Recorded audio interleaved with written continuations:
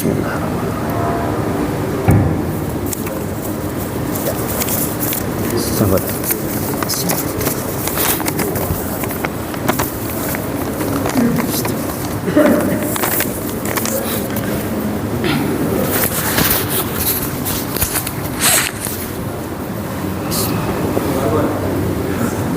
Bismillahirrahmanirrahim.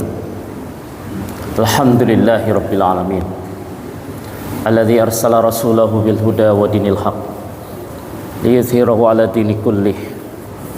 Asyhadu an la ilaha illallah wa asyhadu anna Muhammadar Rasulullah. Allahumma salli ala sayyidina Muhammad wa ala alihi wa ashabihi ajma'in. Uhayyikum tahiyyatan. Assalamualaikum warahmatullahi wabarakatuh. Alhamdulillahi rabbil alamin. Jamaah salat subuh yang berbahagia, marilah pada kesempatan yang baik dan mulia ini kita selalu bersyukur kehadirat Allah Subhanahu wa taala. Ada sindiran dalam Al-Qur'an, faqalilum min ibadihi syakur. Dan sedikit di antara hamba-hambaku yang bersyukur. Maka jangan sampai ayat ini menerpa kita. Allah sudah banyak mengingatkan dalam Al-Quran bagaimana cara kita bersyukur. Di antaranya adalah i'malu Dawud ala syukur, i'malu Dawud ala syukur. Berbuatlah, bekerjalah, lakukanlah yang terbaik untuk menunjukkan kita hamba-hamba Allah yang pandai bersyukur.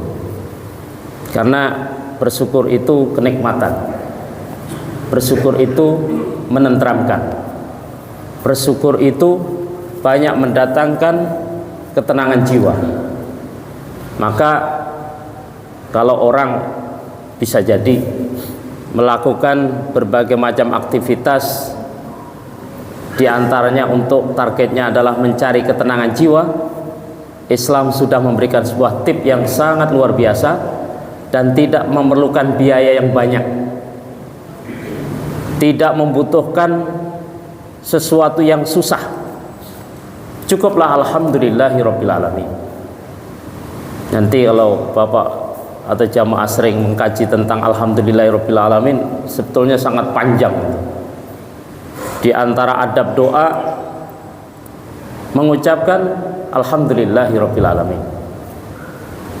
Sedangkan embel-embel yang lain semacam hamdan yuafi ni'amahu yukafi mazid dan semacamnya tidak akan banyak melebihi makna daripada alhamdulillahi rabbil alamin. Jadi ini sebetulnya sudah cukup sangat lengkap, paket lengkap. Di antara cara yang mudah untuk bersyukur adalah alhamdulillahi rabbil alamin. Makanya ketika berdoa, di antara adab doa itu tahmid, yaitu mengucapkan syukur alhamdulillahirabbil alamin. Pagi hari ini Allah memudahkan kita ke masjid. Biasanya jamaahnya tidak terlalu sebanyak ini, Pak. Lumayan, luar biasa ini. Mudah-mudahan selanjutnya lebih banyak lagi. Amin ya rabbal alamin. Masjid yang semegah ini otomatis harus lebih banyak lagi, dan kajian-kajian, belajar pelajaran tentang agama yang itu mengingatkan kita semuanya bagaimana kita menjalani kehidupan ini. Karena menjalani kehidupan ini kalau kita mengikuti agama, insya Allah mudah, tidak susah, tidak ribet, tidak rumit.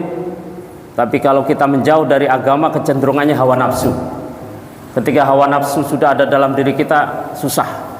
Sama beribadah pun jangan sampai memperturutkan hawa nafsu kita. Beribadah itu harus berbasis ilmu. Beribadah itu atas dasar keyakinan yang kuat yang dibarengi dengan ilmu. Kalau itu kita lakukan, banyak mendatangkan kebaikan. Tapi kalau basis beribadah adalah syahwat, emosi, atau sesuatu yang sebetulnya bukan dari wilayah kita, bisa jadi karena riya dan semacamnya, hati-hati. Maka banyak hal-hal yang mengingatkan kita bagaimana beribadah yang baik. Di antaranya adalah berbasis ilmu. Ketika berbasis ilmu, otomatis mempelajari dan belajar tentang agama harus terus kita lakukan. Utlubil ilma minal mahdi ilal lahdi. Jadi ini sebuah syair yang mengingatkan kita bagaimana kita mempelajari agama ini. Yang kedua kalinya, salawat serta salam kita sampaikan kehadiran Nabi Muhammad sallallahu alaihi wasallam. Beliaulah yang mengajarkan kepada kita tentang agama ini sehingga sampai ke kita, dan bersyukurlah kita menjadi seorang yang muslim. Mudah-mudahan kita naik peringkat ke derajat mukmin, mudah-mudahan naik tingkat lagi ke derajat muhsin, mudah-mudahan lagi naik ke tingkat muhsin, kemudian mukhlis. Ada Pak mukhlis? Berarti keren Pak, jenengan nama jenengan keren. Karena mukhlis itu diantara target yang di atas muhsin. Muhsin itu orang yang suka terus memperbaiki, bagaimana mengislah, aslaha yuslihu, terus memperbaiki kualitas ibadah yang kita lakukan, kualitas kehidupan kita. Dan yang terakhir, mudah-mudahan kita tergolong orang yang muttaqi, orang yang bertakwa kepada Allah Subhanahu wa taala. Jadi grade-nya begitu panjang. Dari yang muslim, sindiran dalam beberapa kitab para ahli fikir itu, cendekiawan muslim, kemusliman kita ini bisa jadi belum seperti yang diinginkan oleh Allah Subhanahu wa taala. Kita kecenderungannya ngecek aja itu, yang mudah kita lakukan, yang agak sedikit untuk menaikkan grade kita bisa jadi kita tidak tunaikan. Bisa jadi tidak kita tunaikan. Kita biasanya beribadah, kecenderungannya umat Islam ini memilih sesuatu yang disukai, dan itu tidak baik. Makanya lihat saja dalam konteks sholat subuh berjamaah, berapa banyak yang melakukan sholat subuh berjamaah. Itu awal kegiatan seorang muslim. Kemudian sebelumnya syukur-syukur kita bisa menunaikan ibadah-ibadah yang lain. Jadi padahal di situ ada maqamah mahmudah, kemuliaan yang akan didapat oleh seorang mukmin ketika menunaikan salah satu hal yang diperintahkan oleh Allah Subhanahu wa taala. Jamaah salat subuh yang berbahagia, pada kali ini kita akan membahas temanya adalah pentingnya ilmu agama. Jadi terngiang dalam sebuah hadis ini. Hadisnya bunyinya begini: man yuridillahu bihi khairan yufaqihu fiddin. Saya buka-buka dalam literasi bahasa Arab itu panjang. Kemudian kalau dihubungkan dengan hal yang kekinian masih sangat relevan. Kemudian kami sendiri juga mengajar mata kuliah pendidikan agama Islam. Ketika mata kuliah ini saya ampu, ternyata anak yang sekarang saya hadapin, ya saya sebetulnya tidak terlalu membedakan antara perguruan tinggi negeri atau swasta atau perguruan tinggi agama Islam. Anak-anak kita dari sekitar 40 itu secara umum itu kalau disurvei untuk membaca doa, biasanya targetnya 3 doa. Yang pertama adalah Sayyidul Istighfar. Bapak hafal ya, Sayyidul Istighfar. Allahumma anta rabbi la ilaha illa anta khalaqtani, dan seterusnya itu. Kemudian yang kedua, bagaimana supaya kita menuntun mereka, mengajari mereka hormat kepada orang tuanya. Allahumma ighfirli wa li walidayya warhamhuma kama rabbayani shaghira. Yang ketiga, doa selamat. Inna nas'aluka salamatan fid din, dan selanjutnya. Secara acak itu, sebagian besar kecenderungannya mereka akan minta, boleh nggak Pak dicicil. Jadi 3 doa ini dicicil. Kemudian saya jawab, memang saya kredit doa, saya tidak mau mencicil. Kemudian kenapa saya punya alasan itu? Alasan saya adalah seserius apa kita dengan agama ini, sehingga sesuatu yang mendatangkan kebaikan kita abai, kita tidak tekun. Padahal disuruh prasyarat utama Kalau Allah ingin menghendaki kebaikan pada diri seseorang adalah pemahaman dia tentang agama dan bagaimana dia mendalami dan mengamalkan agama. Kalau ini tidak ditunaikan, bisa jadi dia bisa menunaikan sholat, ya, rukun Islam berusaha diamalkan, tapi bisa jadi sudut pandangnya tidak Islami. What views-nya, pandangan hidupnya tidak berbasis agama. Maka banyak hal yang bisa jadi kita pelajari dari ini. Ngomong-ngomong, Bapak pernah membaca buku yang namanya Selilit Sang Kiai. Itu tulisan budayawan Indonesia, salah satunya adalah M. Hainun Najib. Ini nyentilnya luar biasa, sangat bisa jadi anekdot yang bisa kita jadikan renungan. Jadi dalam resensi buku ini dijelaskan begini. Ada seorang kiai. Nah, kiai itu tahu kapan meninggal karena diberi ilmu sesuatu yang oleh Allah Subhanahu wa taala. Kemudian pada suatu waktu ajalnya sudah tiba. Ketika ajalnya sudah tiba, ya harus mati. Kita nanti akan mati. Maka setiap individu dari kita, seorang mukmin, harus siap dan mempersiapkan diri sebaik-baiknya. Dan inilah agama, pentingnya agama. Ada yang namanya ilmu eskatologi. Jadi ilmu-ilmu yang berbicara tentang hal yang gaib, samawi, ilmu-ilmu tentang berita dari langit. Nah, berita dari langit itu kalau dalam kajian agama hanya disampaikan oleh para nabi, nanti diteruskan oleh para ulama. Kalau nabi otomatis manusia pilihan, maka sifat-sifat para nabi diantara sidik, amanah, fatonah, dan tabligh itu bukan sifat yang sederhana, itu sifat yang sangat luar biasa konsekuensinya. Nah, kiai meninggal. Setelah kiai meninggal, dia itu santri-santrinya itu membaca sebagaimana umumnya kita, bisa jadi tahlil dan semacamnya, dengan berharap suatu waktu bisa jadi memberitakan apa yang terjadi dengan kiai setelah kematiannya. Benar, dia memberikan mimpi atau memimpikan, salah seorang santrinya bermimpi bagaimana kiai, apa yang kiai alami ketika meninggal ini, apa yang dijumpai dan semacamnya. Alhamdulillah saya baik-baik saja, tetapi ada satu hal yang membuat sampai sekarang saya tidak happy, tidak bahagia. Apa itu, kiai? Saya ingatkan kamu, di suatu hari saya diundang oleh tetangga kita untuk kenduri atau tasyakuran lah bahasa sekarang, bahasanya sedekahan lah. Kemudian karena banyaknya jamaah, setiap jamaah menyalami biasa dengan kiai begitu. Nanti ada tradisi begitu. Jadi kalau bapak-bapak punya anak kecil atau cucu, kalau ada orang-orang yang alim, salaman, minta anak untuk salaman kepada beliau-beliau itu. Karena apa? Salaman sama orang-orang yang alim itu berpengaruh dan akan meresap pada diri seseorang. Kalau salaman sama artis beda lagi, Pak, ya.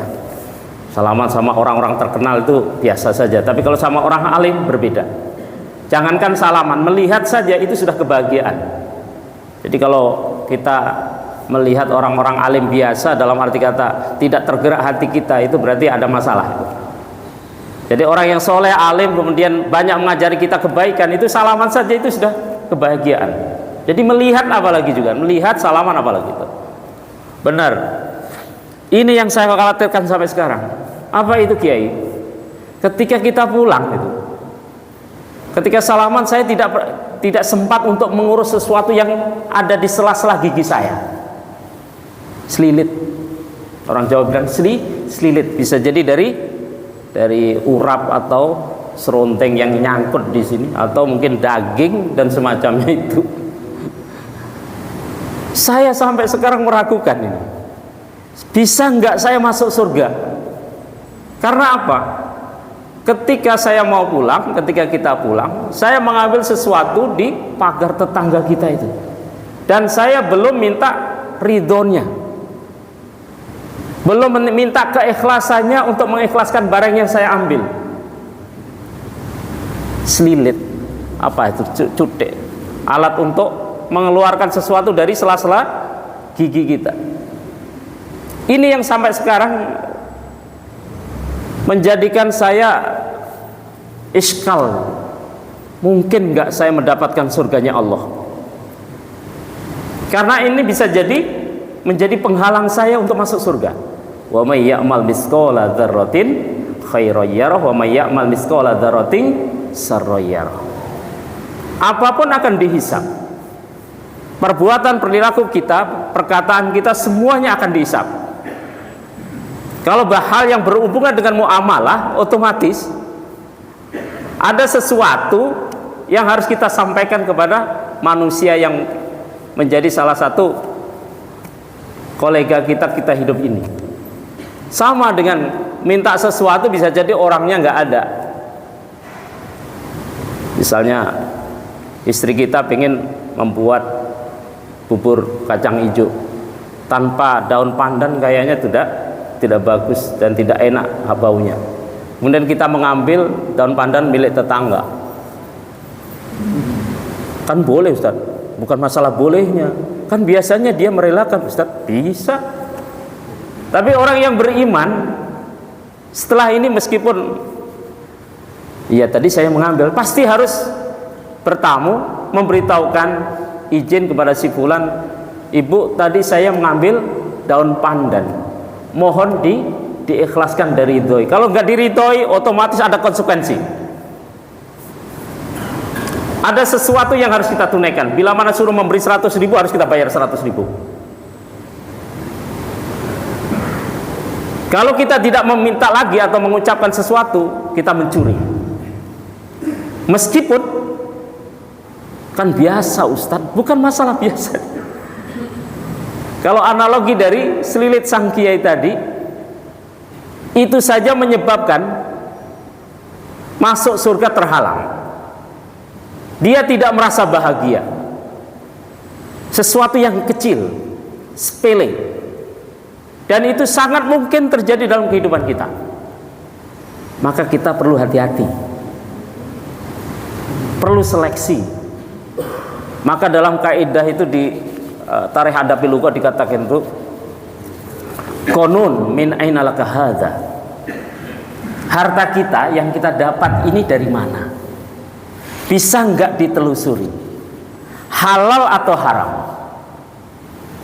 Makanya mempelajari agama itu tidak cukup hanya menjalankan yang seperti salat 5 waktu, dari syahadat, sholat, zakat, puasa dan semacamnya. Hal yang semacam inilah yang dibahas juga, untuk menjadikan apa? Keseimbangan hidup ini jelas. Makanya bapak-bapak ketika bekerja, melakukan aktivitas, tidak boleh sembarangan, tidak boleh asal-asalan. Jadi kalau di Indonesia ini terjadi carut-marut, di antara salah satunya adalah korupsi yang begitu merajalela dari atas sampai bawah. Bisa jadi sisi keislamannya ya KTP.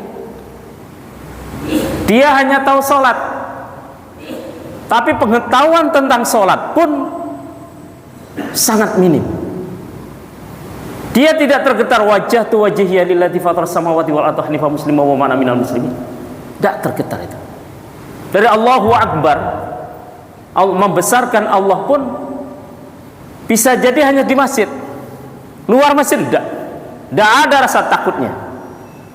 Maka ilmu agama itu pentingnya di sana. Jamaah yang berbahagia, jadi kata-kata yufaqihu, may yuridillahu bihi khairan yufaqihu fid din. Yufaqih itu satu, tahu betul kenapa kita bersyahadat 9 kali sehari semalam dalam salat 5 wajib, dalam salat wajib kita. Tergetar enggak asyhadu an la ilaha illallah wa asyhadu anna Muhammadar Rasulullah? bagaimana tauhid akidah kita. Makanya kan dalam buku itu ada tulisan akidah akhlak. Tidak ada splitnya akidah dan akhlak. Sering saya tanyakan kepada mahasiswa itu, kamu tahu kenapa buku-buku dalam MI, Madrasah Ibtidaiyah, kemudian dalam MTS, MA itu Madrasah Aliyah ada akidah akhlak, kenapa tidak dan? Kata-kata dan kan split itu, mirip memang equality itu. Tapi ternyata dampaknya ada makna itu. Jadi kalau orang memiliki akidah yang baik, akhlaknya pasti baik. Tapi masalahnya akidah yang mana yang kita punya? Bisa jadi kita hanya tahu la ilaha illallah, Tuhan itu tidak ada Tuhan selain Allah. Tapi kita tidak tahu mendalami sifat-sifat Allah agama yang sifat Asmaul Husna 99 itu.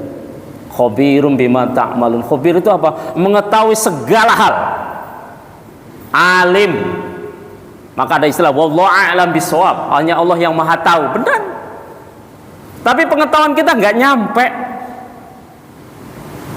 Akhirnya apa? Kita bisa jadi perbuatan-perbuatan kita itu atau perbuatan sebagian besar orang itu di luar daripada agama mengajarkannya.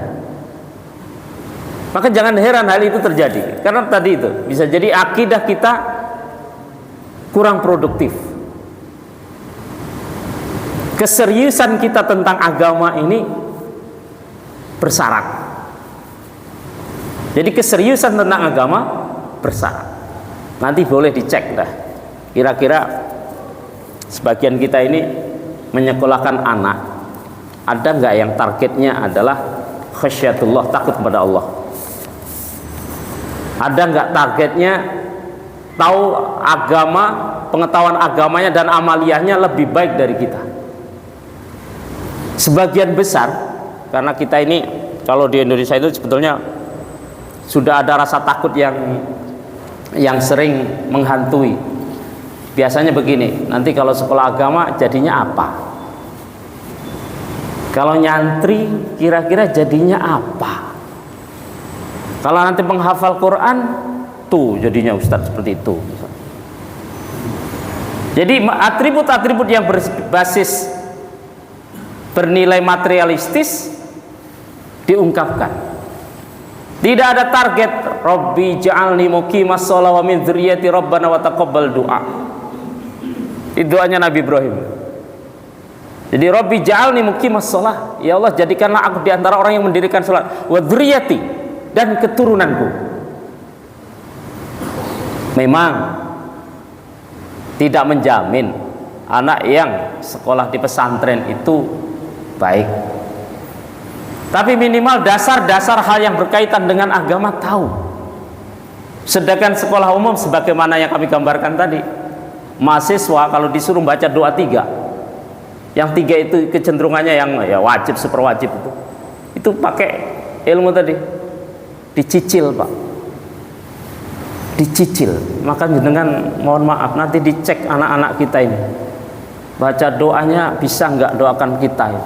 Allahumma gfirli wa li walidayya warhamhuma kama rabbayani shaghira. Jadi kalau Nabi Ibrahim alaihissalam itu misinya, visi misinya Rabbi ja'alni muqimas shalah. Sudahkah kita punya misi itu? Yaitu menjadikan anak-anak kita tahu agama lebih baik dari kita. Maka dikatakan di sini man yuridillahu bi khairan yufaqihu fid din. Nah, di antara syarah daripada yufaqihu fid din itu adalah mengetahui halal dan haram. Jadi pengetahuan kita tentang halal dan haram ini harus jelas. Subhat, hal yang abu-abu, kalau orang yang beriman baik, al-mu'min yang benar-benar, dia akan menjauh meskipun abu-abu. Jadi tidak mau mendekat. Nanti kalau Anda pada tingkatan tertentu, maaf sedikit ke tasawuf itu, ada wara, zuhud gitu. Boleh, itu pun dia tidak sembarangan juga. Contoh, makan itu ketika di pesta itu kan daya keinginannya tumbuh itu. Lihat makanan banyak tuh. Itu pasti appetite-nya, keinginan makannya naik gitu. Tapi kalau orang yang sudah pada tingkatan tertentu, yaitu memang makanan. Sedangkan kebutuhan perut saya hanya tidak banyak. Plus nanti kalau saya kekenyangan, kecenderungan sholat saya bermasalah. Maka dia hati-hati supaya makannya tidak berlebih-lebihan. Wala tusrifu, innallaha la yuhibbul musrifin. Jadi dia ketat disiplin karena tahu agama. Jadi pengetahuan agama ini sebetulnya seharusnya mewarnai dalam kehidupan kita. Sibghah. Kalau belum bisa mewarnai, bisa jadi agama ini masih pada level pengetahuan, belum pada level amaliyah. Kalau ingin memperoleh sebuah kebahagiaan, dalami agama baik-baik, amalkan, insya Allah itu kebahagiaan kita peroleh. Maka kebahagiaan tidak perlu lagi harus jauh-jauh dari rumah untuk pelesiran, meskipun itu boleh. Cukuplah tasbih, cukuplah zikir, cukuplah mengungkapkan sesuatu yang Rasul sudah ajarkan kebahagiaan. Apalagi mungkin dengan sedekah dan semacamnya. Jadi jamaah yang berbahagia, yufaqih fid din, di antara syarahnya adalah sejauh mana kita mengetahui sesuatu yang halal dan baik, plus kita tahu juga yang haram, yang tidak baik, yang itu hanya agama, standar agama yang paling pas. Jadi berbahagialah di antara kita ketika kita berusaha untuk memperluas wawasan keagamaan kita. Maka tidak boleh masjid kita ini hanya sekedar untuk sholat 5 waktu. Maka bila ada kajian-kajian, siapapun guru yang mengajar kita, latihan kita dengarkan. Siapa tahu itu mengingatkan kita dan menjadikan kita salah satu orang-orang yang mensukai tentang agama ini, atau menjadikan agama ini benar, serius kita mendalaminya. Karena bisa jadi kita ini beragama sesuai selera kita, bukan sesuai bagaimana Allah menetapkan. Yang itu kita takutkan. Jadi jamaah yang berbahagia, hadis ini sangat memberikan prinsip kepada kita. Di antaranya adalah seserius apa kita beragama, setekun apa kita beragama, setekun apa kita mempelajari agama ini, plus sudahkah mengamalkan bagaimana agama mengajarkan kepada kita. Selilit sang kiai, di antara anekdot yang perlu kita renungkan, sekecil apapun perbuatan kita, baik perkataan, perbuatan maupun apapun yang kita lakukan di dunia ini, punya konsekuensi, resiko untuk dipertanggungjawabkan. Jadi kita tidak boleh semena-mena, tidak boleh asal-asalan. Karena kalau asal-asalan berarti apa? Kita tidak memperhatikan bagaimana agama kita mengajarkan. Sholat yang luar biasa itu seharusnya banyak memberikan pengaruh dalam kehidupan kita. Jadi kalau sholat kita dari Allahu Akbar, takbiratul ihram sampai salam, kita lakukan 5 kali sehari, 5 kali plus ditambah dengan nawafil dan semacamnya, seharusnya banyak memberikan sesuatu yang bermakna dalam kehidupan ini. Kalau belum, tengok lagi, pelajari lagi. Ada buku namanya Spiritualitas Ibadah, saya sering menyampaikan di jamaah. Itu memang maaf agak sedikit ke tasawuf, tapi untuk memaknai ibadah-ibadah yang kita lakukan perlu kita baca, perlu kita dalami. Ternyata bisa jadi sholat kita hanya cenderung pada sisi ritualitas. Yang penting saya sudah menunaikan, sedangkan pesan-pesannya belum kita tangkap. Akhirnya kalau ada sebuah sindiran dari ulama Arab Saudi itu, di antara penyakit kaum muslimin Indonesia yang umroh maupun haji adalah selfie. Suka mengabarkan peristiwa-peristiwa, kegiatan-kegiatan selama melakukan ibadah, dan itu bisa jadi kita. Maka ketika diingatkan oleh ulama-ulama yang baik, otomatis kita harus cepat mengevaluasi diri kita sejauh mana ibadah yang kita lakukan ini benar-benar mukhlishina lahuddin, maka kan ada itu sebuah doa yang kita baca itu, Allahumma jannibna minal kibri, ya Allah jauhkanlah aku dari sifat sombong, waria, riya, jauhkanlah aku dari sifat riya, sesuatu yang susah kalau kita tidak menyadarinya. Di masjid selfie, kajian selfie, apapun di selfie. Setelah itu dijadikan status. Sekali-kali boleh, tapi kalau terlalu sering itu berbahaya, tidak baik. Jadi kalau bisa, kalau saya pribadi sering mendisiplinkan saya pribadi ke masjid tidak perlu bawa HP. Kalau toh bawa HP, niati untuk ngaji, karena bisa jadi Al-Qur'annya jauh. Ke masjid tidak perlu bawa HP, apalagi sholat subuh bawa HP, aneh bin ajaib.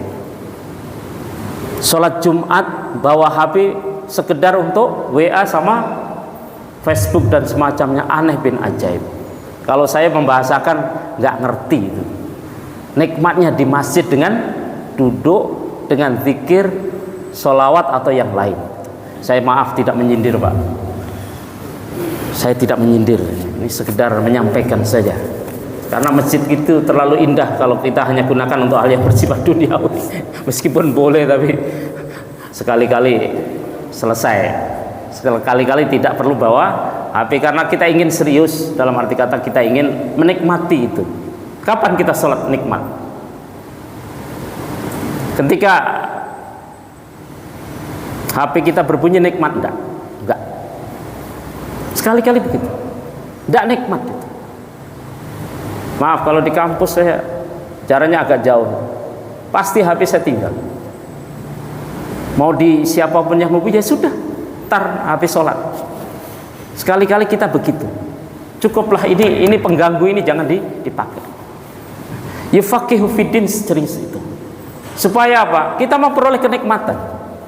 Jangan sampai ibadah yang bernilai luar biasa itu jauh dari makna. Sama dengan puasa dan semacamnya. Jadi kalau sudah Allahu Akbar, latihan kita membesarkan Allah, bukan membesarkan sesuatu yang bersifat duniawi atau sesuatu yang mengganggu. Jadi sama, dimanapun kita berusaha untuk memahamkan agama ini secara baik, dan kita lakukan dalam amaliyah yaumiyah kita. Jadi jamaah yang berbahagia, hadis ini sederhana tapi pesannya luar biasa. Kita mendalami agama ini harus lebih intensif, holistik, komprehensif, supaya dalam akhir perjalanan hidup kita bisa husnul khotimah. Amin ya rabbal alamin. Sehingga kita mendapatkan yang kita targetkan, ya minimal jannah, di atasnya nanti ridho. Nas'aluka ridho kawal jannah, ridho dulu kan, ridho kawal jannah, wa na'udzubika min sakhatika wan nar. Maka doa-doa perlu kita perdalami maknanya, plus kita pelajari isinya, baca-baca yang banyak, supaya beragama kita ini semakin usia bertambah semakin menikmati. Jadi semakin usia bertambah, beragama harus lebih nikmat. Dari takbir sampai salam, kemudian menunaikan ibadah-ibadah yang lain seperti zakat, sedekah dan semacamnya, itu nikmat. Jangan sampai semakin bertambah kita semakin menggerutu. Apa sih pengajian setengah jam? Saya tadi udah mengincar Pak, pengajian kita setengah jam, sudah setengah jam. Nanti kalau jenengan duduknya sudah bergeser, itu berarti sudah tanda-tanda. Jadi ini yang kita bisa sampaikan, mudah-mudahan bermakna. Ingat tadi ada anekdot selilit sang kiai, itu mengibaratkan sekecil apapun hal itu harus kita pertanggungjawabkan di hadapan Allah Subhanahu wa taala dan dimintai pertanggungjawaban. Apalagi yang besar, maka tidak perlu kita kagum pada orang yang kaya dengan korupsi. Kita justru perlu sekali-kali belajar pada orang yang secara ekonomi tidak diberi banyak oleh Allah, namun pandai bersyukur dan bersabar. Ini yang bisa kami sampaikan. Mohon maaf bila ada kata yang kurang berkenan. Astaghfirullahaladzim. Billahi taufiq wal hidayah. Assalamualaikum warahmatullahi wabarakatuh.